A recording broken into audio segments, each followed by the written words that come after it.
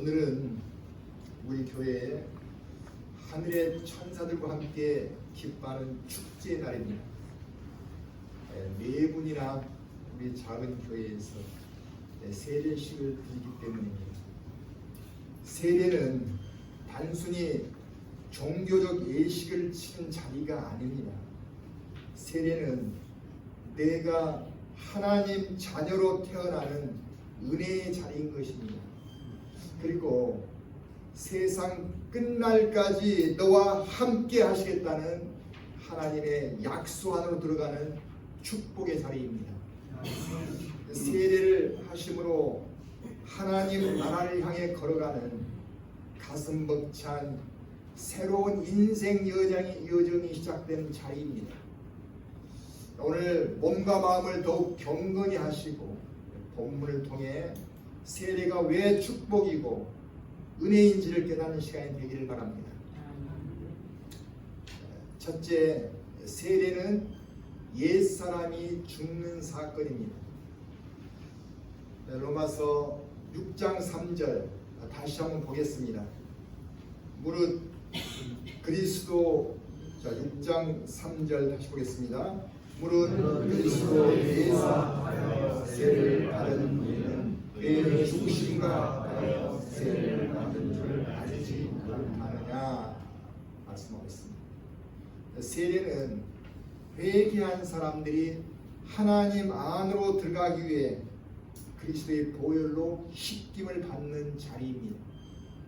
따라서 세례를 통과하기 전에 우리는 하나님을 믿지 않았었고 죄성이 가득한 사람이었습니다. 다시 말하면 하나님이 없는 나의 가치관, 세속적인 즐거움, 죄된 생각들과 연결되어 살아왔던 것입니다. 죄가 무서운 것은 하나님과의 관계를 끊어내기 때문이에요. 하나님과의 교제를 의미 없는 것으로 바라보게 만듭니다. 그래서 사탄은 자기 지배하에 우리를 두게 하는 것이죠. 그랬던 우리가 죄를 회개하며 구원의 자리에 서게 된 것입니다. 우리의 공로가 아니라 하나님의 사랑과 주님의 은혜 덕분인 거예요. 세례는 나의 죄 때문에 돌아가신 주님의 십자가 죽으심을 오늘에 가져와서 나의 애자가 그리스도와 함께 죽었음을 선포하는 것입니다. 다시 말하면 나의 죄성에서 나온 교만, 탐욕, 그리고 거짓된 삶을 그리스도와 함께 십자가에 못 박는 것입니다. 그리고 여기서 머무는 것이 아니라 십자가 피 흘림의 은혜를 붙잡고 하나님의 사랑 안으로 들어가는 삶을 사는 결단인 것이에요. 갈라디아 2장 20절 초반부에서는 사도 바울이 이렇게 말합니다. 내가 그리스도와 함께 십자가에 못 박혔나니 그런즉 이제는 내가 사는 것이 아니요 오직 내 안에 그리스도께서 사시는 것이라.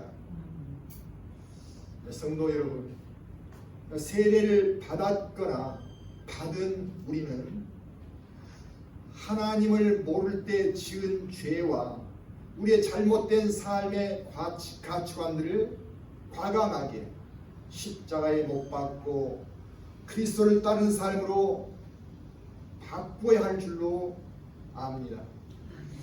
그래서 우리의 생명을 창조하셨던 하나님 안으로 들어와서 약속된 천국을 소망하며 하나님께 영광되는 삶이 되어야 합니다. 두 번째, 세례는 새 생명으로 사는 시작점입니다. 우리 4절에 보면은 그리스도를 죽은 자 가운데서 살리심과 같이라는 말씀이 나옵니다. 세례는 옛사람이 죽은 자리를 비워두지 않습니다. 세례는 우리가 지었던 죄를 그리스도의 피로 정결하게 하는 것으로 끝나는 것이 아닙니다. 하나님께서는 정결해진 심령에 하나님과 교제할 수 있는 거룩한 생명이 싹트게 만드십니다. 갈라디아서 3장 27절에서는 누구든지 그리스도와 합하여 세례를 받은 자는 그리스도로 옷 입었느니라 이렇게 말씀하십니다.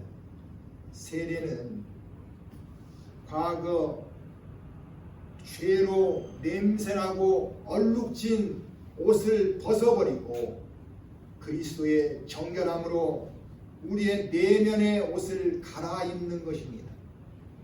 그래서 우리의 정체성이 달라지게 되는 거예요. 초대교회 성도들은 세례를 받고서 그리스도인이 된 것을 입으로 시인하면 그때부터 어떤 핍박이나 고난이 와도 변치 않는 믿음으로 살았습니다. 유대인들의 가문에서 그들이 추방되어도 또 노마병들이 그들을 붙잡아가도 일터에서 기독교인은 받지 않는다고 해서 그들을 쫓아내고 그래서 생계 타격을 받아도 그들은 그리스도인이라는 사실을 숨기지 않았습니다. 그리스도의 죽으심을 자신의 죽음과 동일시했고 주님의 부활과 앞으로 있을 자신의 부활을 연결시켰기 때문이에요. 그들은 배운 것이 없어도 재산이 없어도 건강하지 못해도 그리스도인이 가져야 할 하나님의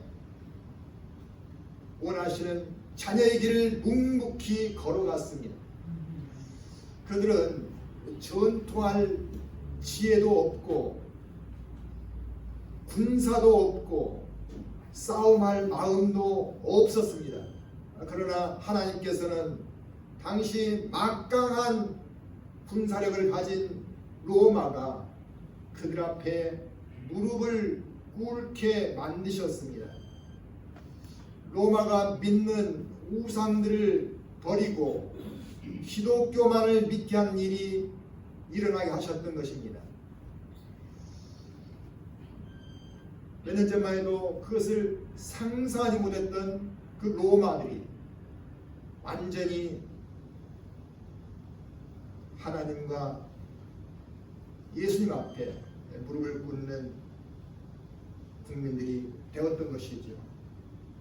자, 세례 받은 우리는 어떤 자리에 서든 더 이상 나는 누구인가 라는 질문 앞에서 방황하지 않아야 합니다. 우리는 죄인의 옷에서 의인의 옷으로 갈아입은 자이고 사탄의 자녀에서 하나님의 자녀로 옷을 입은 자들이며 죽음이라는 절망의 옷 대신 천국 소망의 옷을 입게 된 자들이라는 것을 항상 기억해야 합니다. 아멘. 이 모든 것이 하나님의 은혜라는 사실도 우리가 잊지 말고 감사하시기 바랍니다. 아멘. 그래서 사도 바울은 고린도후서 5장 17절에서 누구든지 그리스도 안에 있으면 새로운 피조물이라 이전 것은 지나갔으니 보라 새 것이 되었도다 이렇게 말했습니다. 새로운 피조물이란 말은 이전과는 완전히 다른 생명체로 하나님께서 재탄생시켜 주셨다는 뜻입니다. 사탄에 속아서 죄를 지으며 육적으로만 살아온 생명이 그리스도의 대속적 죽으심의 은혜로 하나님과 영원히 사랑을 나눌 수 있는 생명체가 되었기 때문에 세례는 바로 이 놀라운 변화의 출발점인 것입니다. 세 번째, 세례는 성화로 나가는 부르심입니다. 4절 말미에 보면은 우리로 또한 새 생명 가운데서 행하게 하려 함이라 이렇게 말씀하십니다. 세례는 믿음을 선포하는 일이고 구원으로 연결되지만 아직 완성된 구원은 아닙니다. 우리가 영적 생명을 얻었지만 아직도 제거되지 못한 죄성이 남아있기 때문이에요. 그래서 사탄은 세례받은 우리에게 믿음을 빼앗으려고 여러 가지로 죄를 짓는 시험을 주기도 합니다. 그래서 우리는 특별히 이 세례 받고 나서 일정 기간은 정말 기도와 말씀 안에서 더욱더 열심을 내야 될 시기라는 것을 잊지 마시기 바랍니다. 반드시 시험이 찾아옵니다. 그래서 오늘도 선물을 준비를 했는데 십자가 선물을 준비를 했어요. 그것을 집에 놓고 아침 저녁으로 꼭 기도를 하시라고 부탁을 드리기 위해서 선물을 준비했습니다. 사탄은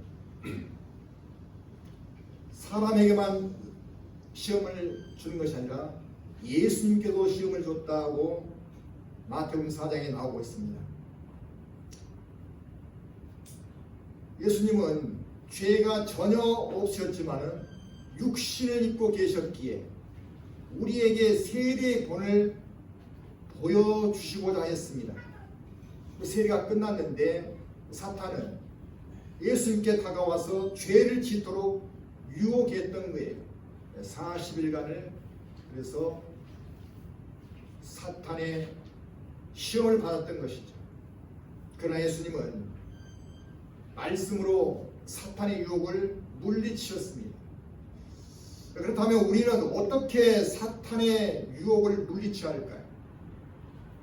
우리 역시 사탄의 시험을 두려워할 필요까지는 없습니다. 왜냐하면 믿음으로 세례받은 성도는 성령의 인도하심을 받고 있기 때문에 그걸 꼭 잊지 마시기 바랍니다. 성령께서 사탄을 물리칠 말씀을 우리에게 생각나게 해주시고 하나님의 뜻을 향해 우리를 인도해 가십니다.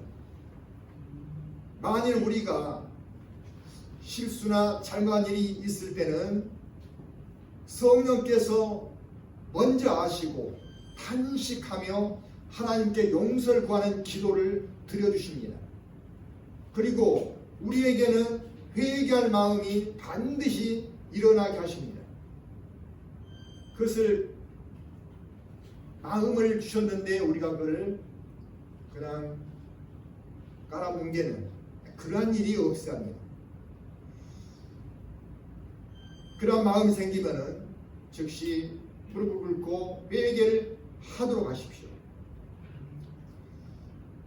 성령님은 우리 앞에 우리의 잘못들을 주님 앞에서 회개하도록 이끌어 주시고 다시 정결함을 입게 해 주십니다. 이렇게 우리의 잘못을 깨닫고 고쳐나가는 그 삶이 바로 성화라고 합니다. 점점 더 거룩한 길을 걸으며 하나님 안으로 들어가는 거죠.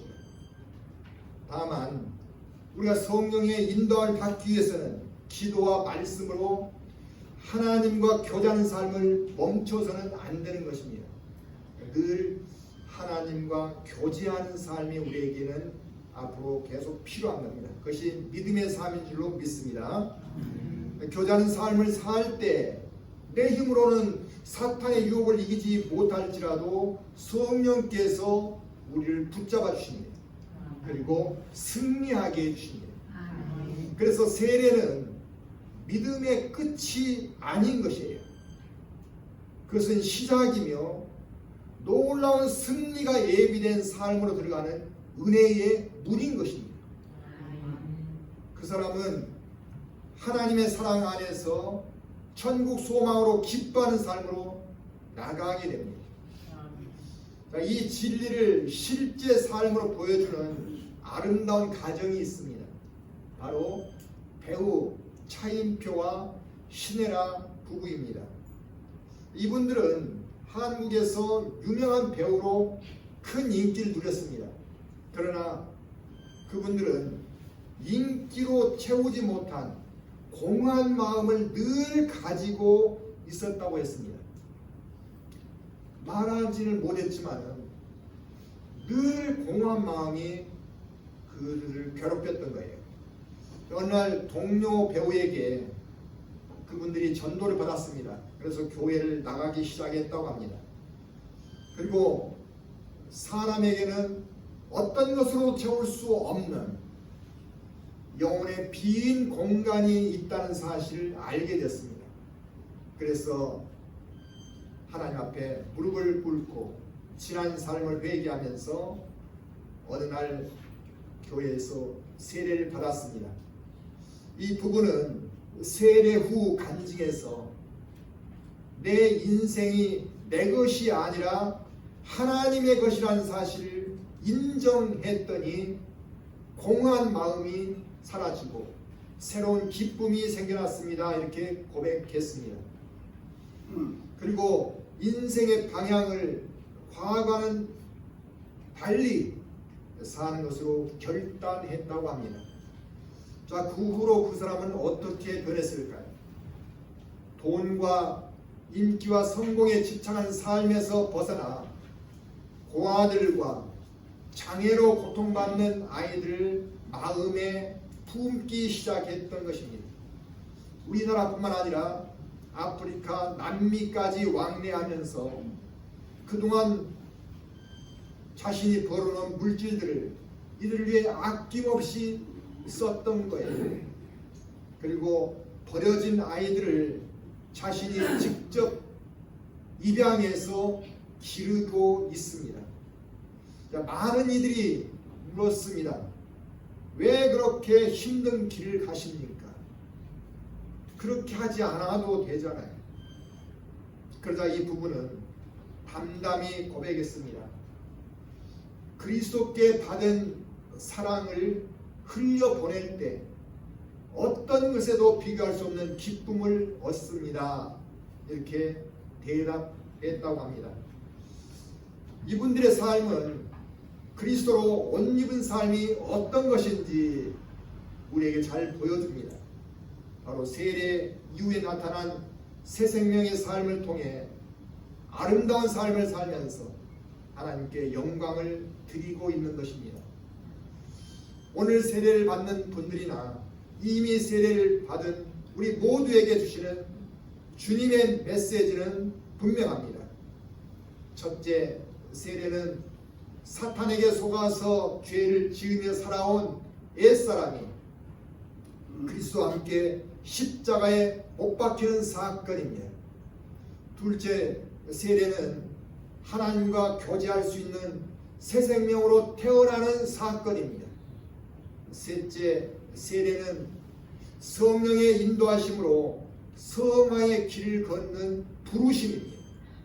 오늘 이 은혜의 사건을 기억하며 그리스도처럼 하나님의 뜻을 향해 나아가는 삶을 통해 하나님께 영광을 돌리시기를 주님의 이름으로 축원합니다. 아멘.